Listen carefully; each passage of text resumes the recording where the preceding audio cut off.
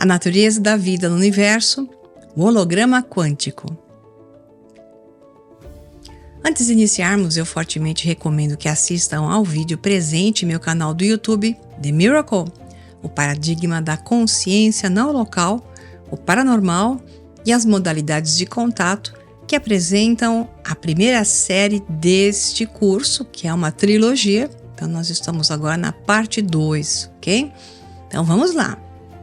Esse trecho que eu estou utilizando nesse vídeo foi retirado de um artigo muito mais amplo, pertencente à referência que está na tela, e apresenta uma hipótese para integração no quadro científico de fenômenos originados por aspectos da consciência, que frequentemente têm sido considerados fora da descrição científica. A intuição, a telepatia, a clarividência e muitos fenômenos de informação semelhantes parecem ser facilmente explicados por meio do holograma quântico não local. Isso significa que a informação de pequenas partes pode acessar ou ser emaranhadas com outras, que não estão no mesmo local, ou as mesmas dimensões de espaço-tempo, assim interpretadas pela consciência. Postula-se ainda que, do ponto de vista da evolução, a não localidade quântica é a base a partir da qual os processos cosmológicos auto-organizados produziram o fenômeno comum da percepção nos organismos vivos. Uma série de fenômenos humanos observados, mas muito básicos, incluindo uma pesquisa mais adequada sobre do que se trata a própria consciência humana, escaparam à descrição científica rigorosa por todas as disciplinas da ciência acadêmica. De fato, por muito tempo isso se tornou um tabu rodeado de recriminações.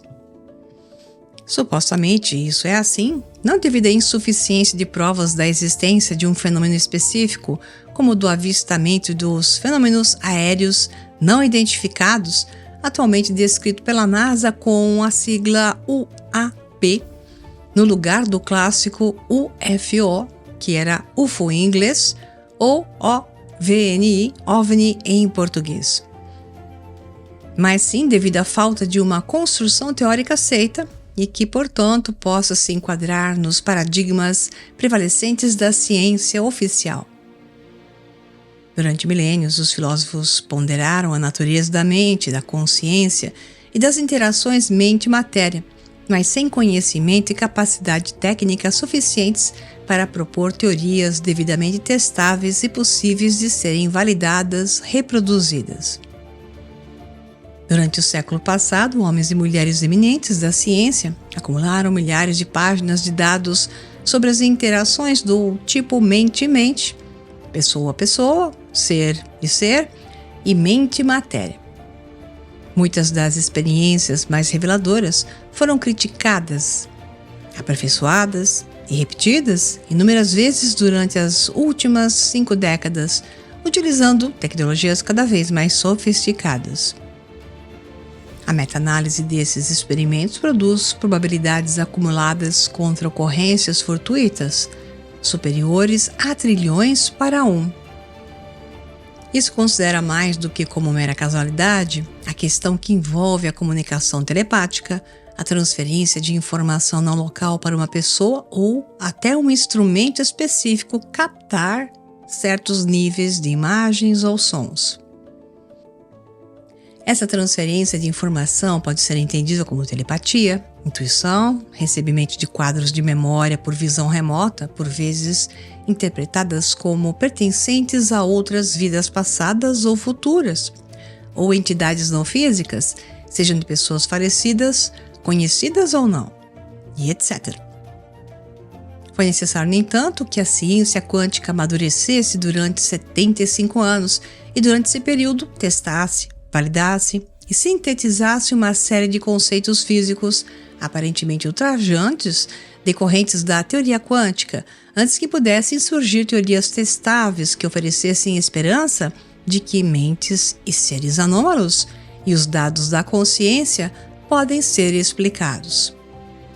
Certamente isso apenas se torna possível pela união de muitos cientistas e filósofos acadêmicos com múltiplas especialidades, como a física teórica e clássica, a astrofísica, medicina, psicologia, psiquiatria, teologia, biologia, engenharia, neurociência, tecnologia de informação, como os exemplos mais constantes e reais nessas últimas décadas em especial. Os conceitos que faltavam e que impediram os primeiros investigadores da consciência de terem sucesso na sua busca foram: primeiro, uma teoria generalizada sobre a transferência, surgimento e emaranhamento da informação. E segundo, a própria ciência quântica com os fenômenos associados da não localidade, o campo de energia do ponto zero e o holograma quântico. Esses fenômenos associados ainda não são bem compreendidos, mas são, hoje, suficientemente validados, tanto pela teoria como pela experiência, para fornecer uma base que permita postular uma condição necessária sobre a existência de fenômenos da consciência, tal como experimentados no universo espaço-tempo observável de 4 dimensões, resumidamente, onde julgamos estar. Um terceiro conceito, a teoria do caos, também é necessária para compreender os processos evolutivos não lineares, isso é, não explicáveis pela linha do tempo clássica, da forma de passado, presente e futuro, que fizeram com que a consciência evoluísse em direção à consciência antrópica experimentada pelos humanos. Traduzindo, do caos se fez a ordem, e ela foi configurada para o universo perfeito, de forma a acomodar a vida humana no planeta Terra e este em um suposto universo. Esse é o princípio antrópico, isso é, todas as constantes matemáticas desse universo coincidem com a existência da vida. Em particular, a teoria do caos mapeia sistemas distantes do equilíbrio e demonstra a irreversibilidade dos processos não lineares e, portanto, a irreversibilidade do tempo no universo em macroescala. Significa que é possível quebrar um ovo, mas não é possível desquebrar o ovo. Será? Assim, a teoria do caos se aplica ao mundo manifestado, aquele descrito por Newton e Einstein, e não ao universo quântico, não manifestado, mas com um infinito potencial para si. Isso quer dizer que, de certa forma, é possível desquebrar o ovo em outro universo informacional e o emaranhar com esse. Isso começa a facilitar a explicação dos milagres, experiências de quase morte, contato com seres de outros mundos ou tempos, etc. Mas falta mais um grande detalhe. Como é que surge a realidade? Qual é o papel da mente ou consciência nisso? Outra classe de fenômenos, incluindo a percepção sensorial e evolução, para citar apenas 2, tem teorias explicativas na ciência clássica, mas podem ser aproximações incompletas da teoria correta. Os conceitos de informação foram examinados por Wiener, von Neumann e Shannon em obras seminais bem conhecidas e por Frieden, mais recentemente, em 1998, para produzir teorias úteis à física, à computação e às tecnologias de comunicação.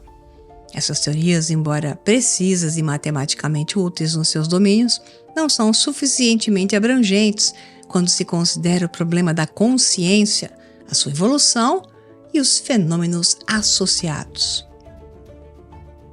Mesmo organismos perceptivos relativamente simples utilizam padrões de energia. Isso é informação, não completamente descritos pelas teorias matemáticas existentes. A não localidade, embora prevista pelos primeiros trabalhos da teoria quântica e demonstrada de forma decisiva por Aspect em 1982, foi considerada uma propriedade curiosa da física de partículas, mas de pouca relevância para a realidade em macroescala até a descoberta do holograma quântico. Além disso, acreditavam amplamente que a informação quântica não local, representada pelo emaranhado de partículas, não poderia ser recuperada localmente como informação utilizável. No entanto, trabalhos recentes, tanto na teoria como na experiência, relatados na Nature, por Sudbury, 1997, e Bowmister et al., 1997, está em linha com o trabalho de Berry, Resta, Schempp e Mercer, e deixa claro que esse não é o caso geral para o processamento e comunicação de informação quântica. Foi amplamente aceita na ciência, até recentemente, particularmente no campo da inteligência artificial, que o cérebro era provavelmente uma máquina de Turing, incapaz de suportar processos quânticos. O trabalho de Hameroff, 1994, e Penrose, 1999, no isolamento e descrição de microtúbulos no tecido cerebral, causou um reexame deste dogma e um interesse renovado em descobrir os processos quânticos envolvidos. Com base nesse trabalho anterior, postulo e examino as evidências nesse artigo para as seguintes teorias. A base da experiência subjetiva está enraizada no atributo quântico da natureza, denominado de princípio de não localidade. Algo local, eu, você, se relaciona com algo não local. Isso significa não é desta realidade. Usaria a palavra percepção no seu sentido mais genérico para denotar uma experiência subjetiva básica em todos os níveis da matéria complexa. Assim, a correlação quântica não local entre partículas quânticas emaranhadas é considerada a causa raiz do fenômeno, experimentado como percepção em matéria mais complexa. Mas o holograma quântico, não local, é o portador não local de informação para a matéria molecular e de maior escala. Dessa forma, percepção não é um objeto, mas sim o rótulo de um processo não linear que envolve um objeto, um percipiente e uma informação. Em seguida, a segunda consideração é que a experiência dos humanos é que eles às vezes, talvez frequentemente, percebem informações de ou sobre objetos físicos que não estão disponíveis através de mecanismos sensoriais normais locais, nem de informações clássicas de espaço-tempo. Ou seja, nós não vemos, ouvimos, não conseguimos detectar, mas informações de objetos, coisas ou seja lá o que for, é passada para nós. Dados e testes objetivos numa abundância esmagadora fornecem provas de que isso é verdade, embora um mecanismo explicativo tenha, até aos tempos contemporâneos, permanecido indefinido. Chamaria isso de informação intuitiva ou percepção intuitiva.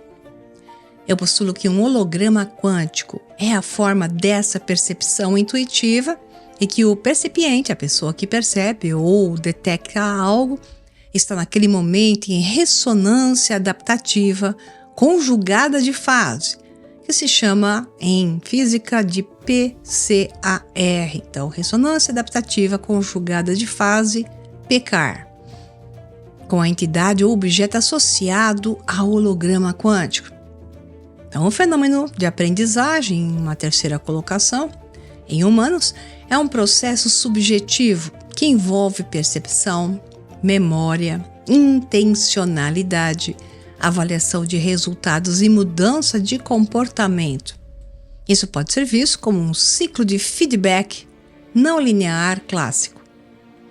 Embora não possamos conhecer com precisão a experiência subjetiva de outra entidade, presumivelmente no treinamento bem-sucedido de animais em vigor um processo subjetivo análogo. Sheldrake, em 1981, publicou uma teoria bem-sucedida da ressonância mórfica relacionada à aprendizagem animal baseada em informações não locais. Marcer publicou artigos em 1996 e 97, teorizando o mecanismo pelo qual o holograma quântico faz com que a aprendizagem ocorra tanto nas moléculas de DNA quanto nas células procariontes, como um processo de adaptação de ressonância ambiental, em vez de mutação e adaptação apenas por processos aleatórios. Então, o que acontece é uma transformação por ressonância ambiental. Isso diz muito. Postulo que o conceito de Marcer pode ser generalizado para a natureza em geral e que o holograma quântico é a estrutura de informação adequada para explicar a ressonância mórfica de Sheldrake. As correlações quânticas não locais, observadas em partículas, e o holograma quântico não local associado a objetos moleculares de maior escala servem ao propósito de fornecer informações em todos os tamanhos de escala para orientar os processos evolutivos. Isso é, A não localidade quântica é a base da percepção e, portanto, fundamental e necessária para as organizações complexas de matéria e informação no universo. Eu não sei se você está percebendo, mas isso significa que passado, presente e futuro é meramente uma ilusão que se manifesta em cada momento presente. Falaremos disso melhor, obviamente, no curso e não nesse vídeo. Continuando. Além disso, a informação de espaço, tempo recebida, seja visual, acústica, etc., que decodifica a informação do holograma quântico e estabelece a condição de ressonância adaptativa conjugada de fase, que já chamamos de PCAR, para que a percepção tridimensional precisa seja possível. Ou seja, tanto a informação quântica quanto a informação do espaço-tempo são utilizadas no ato de percepção pelos organismos. Propõe que os dois caminhos iguais, mas opostos, exigidos pela condição PCAR, são o equivalente matemático da percepção e da atenção ou intenção. Distinguirei entre atenção e intenção a seguir. A evidência anedótica de que os humanos percebem informações não locais data da pré-história. Os dados eram suficientemente robustos para que tanto os experimentadores como os filósofos, de Platão e Aristóteles em diante, aceitassem que tanto os domínios físicos como os não físicos da realidade deveriam existir. Acreditava-se que o não físico explicava as experiências subjetivas sutis, efêmeras e místicas, onipresentemente relatadas na cultura humana. Depois de Descartes e Newton, contudo, a ciência ocidental clássica descartou rapidamente a hipótese não física e começou sistematicamente a ignorar todas as evidências da percepção de informação não local. Um comentário que cabe aqui é que Newton, do contrário, trabalhava com os cabalistas, que utilizavam isso muito oficialmente dentro de seus grupos, mas para o mundo da ciência que nascia com aquele perfil da época, era dito que era para negar esse tipo de colocação. Então, voltando, teorias de campo e partículas pontuais foram criadas para preservar o conceito de contato físico entre partículas e para explicar exemplos óbvios de ação assustadora à distância, como gravitação e interações eletromagnéticas. A informação, amplamente definida como padrões de energia, ressurge, no entanto, em forma não local, nas misteriosas correlações de spin quântico de experimentos de fenda dupla, embora se acredite na academia amplamente que tal informação não local não poderia ser recuperada e utilizada pelos sistemas sensoriais. Com a validação da teoria das experiências relacionadas com o holograma quântico não local, a informação, incluindo a informação não local, adquire subitamente um estatuto mais importante na teoria física, um estatuto tão importante quanto a própria energia. Isso é verdade porque a informação é a base da cognição e do conhecimento, através do qual as criaturas percebem a realidade e a informação não local, de que pode agora ser vista como uma propriedade onipresente e útil do cosmos, em vez de um atributo único de partículas e humanos. Então, nós temos partículas, humanos e outras coisas não manifestadas interferindo nessa realidade.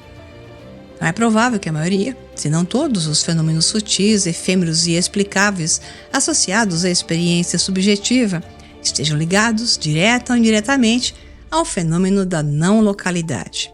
O cérebro é claramente um computador quântico que utiliza informações quânticas de espaço-tempo.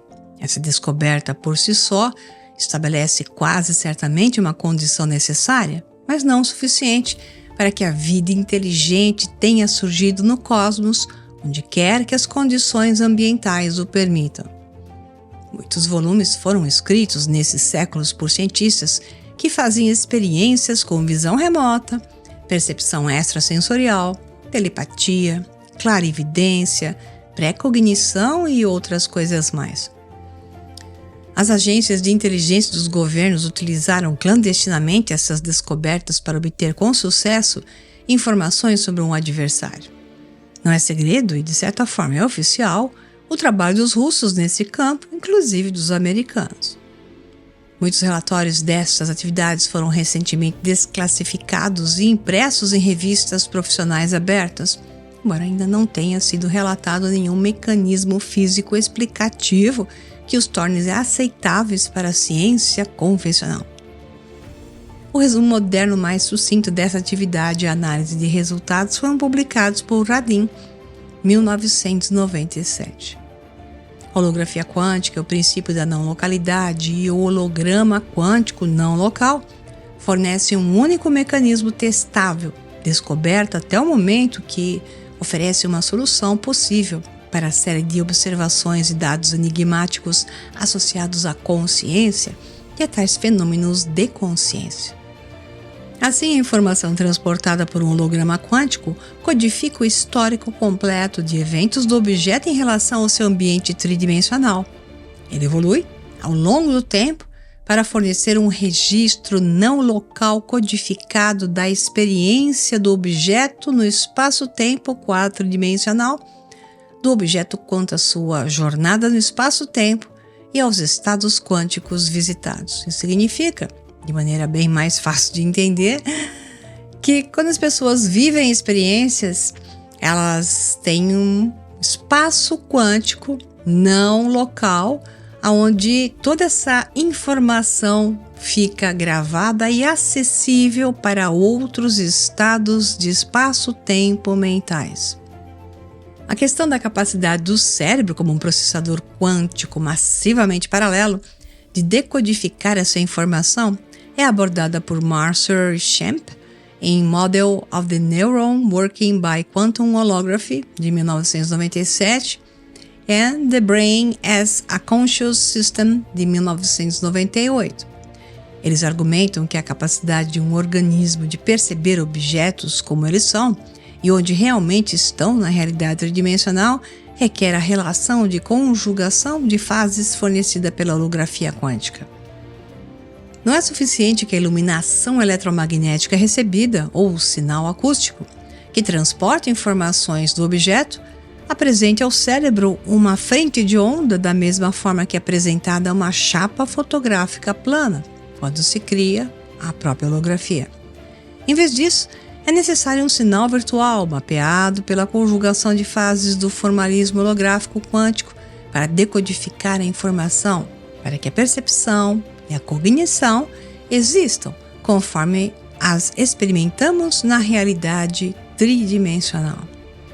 Então, aquele que percebe, chamado de percepiente, e a fonte de informação, estão em uma relação ressonante para que a informação seja percebida com precisão. Postulando que isso é globalmente verdade, habitamos um mundo quântico, onde os efeitos não locais deveriam ser esperados em todos os níveis de funcionamento. Isso significa que devemos considerar que existe sempre uma variável, e essa variável não local influencia todos os resultados locais, e não apenas como um curioso artefato do nível subatômico da realidade. Os milhares de páginas de dados que registram fenômenos não locais de interações mente-mente, mente-matéria, já não requerem mais apologistas angustiados e envergonhados, nem precisam aceitar o desprezo dos cientistas clássicos.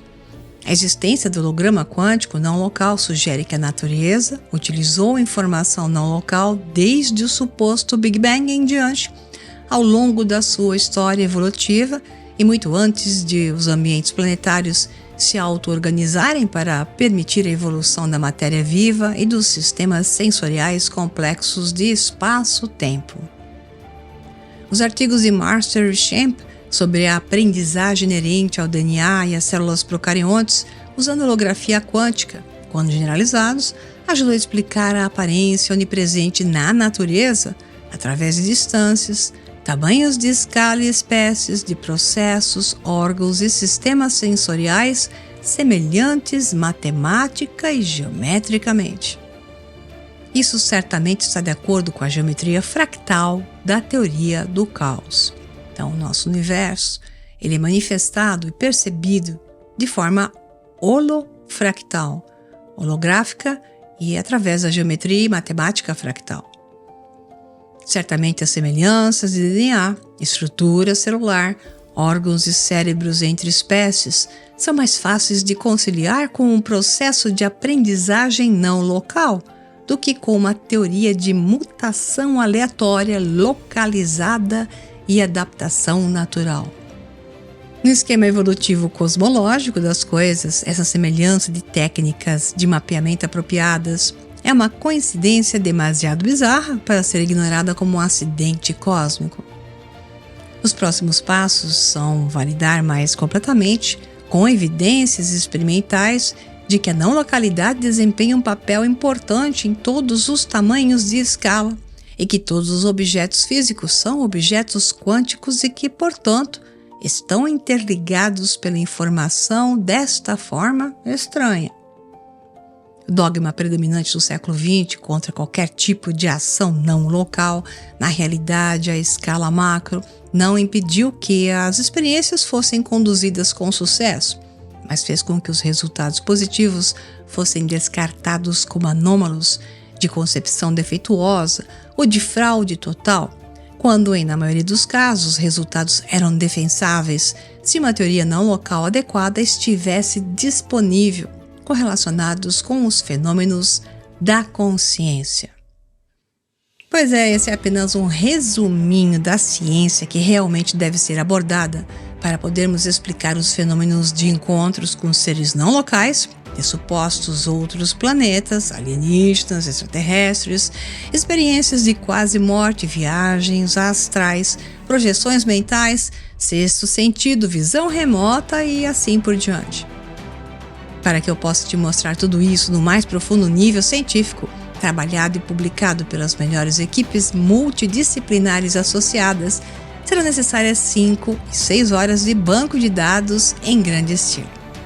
É por conta disso que eu criei a trilogia de módulos avulsos para o curso The Miracle e agora te convido a se inscrever no segundo módulo. Essa é a segunda parte previamente gravada, podendo ser assistida mesmo antes da primeira. Entretanto, eu fortemente recomendo que assista toda a primeira antes, pois ajudará a montar melhor o quebra-cabeças. Bem, é por aí que iremos navegar. Vocês já estão prontos para uma intensa quebra de paradigmas e alcançar literalmente dimensões nunca antes assim argumentadas e evidenciadas? Esse curso transformará por completo sua visão de vida, libertando e dando asas para que sejamos mais racionais, capazes e responsáveis para construir vidas e mundos melhores. Então, clique no link da descrição do vídeo e eu te verei nas aulas.